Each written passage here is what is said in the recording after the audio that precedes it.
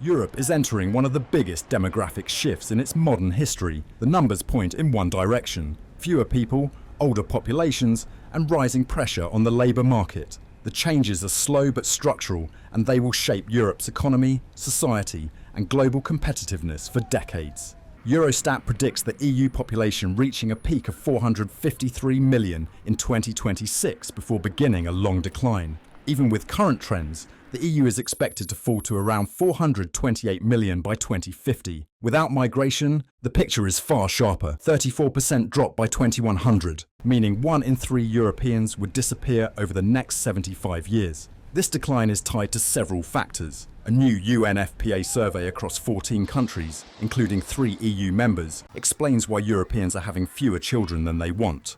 Key findings include economic pressures, health problems, political instability, and gender inequality. These pressures come at a time when the population is aging rapidly.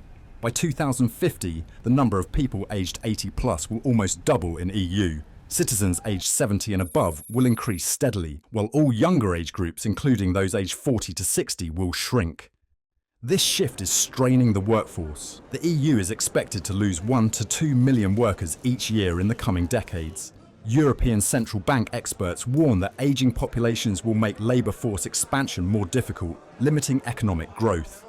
Italy and Spain may lose around half of their populations by 2100 if migration stops. Several others, including Malta, Portugal, Greece and Croatia, also face steep declines. By contrast, most EU candidate countries remain younger. In 2024, people aged 0 to 29 made up roughly 1/3 of the EU. Serbia and Ukraine were slightly below that level, while the rest of the candidate countries had an even higher share of young people. Across all major reports, the conclusion is the same: migration is now essential to stabilising Europe's labour force. It cannot fully offset population ageing, but it can cushion the decline if newcomers are successfully integrated into the workforce. Fertility policies, meanwhile, show results only in the long term. Experts say Europe must avoid panic-driven narratives and instead focus on structural reforms: stronger gender equality, affordable housing, accessible childcare, social systems designed for an older society, and new migration policies.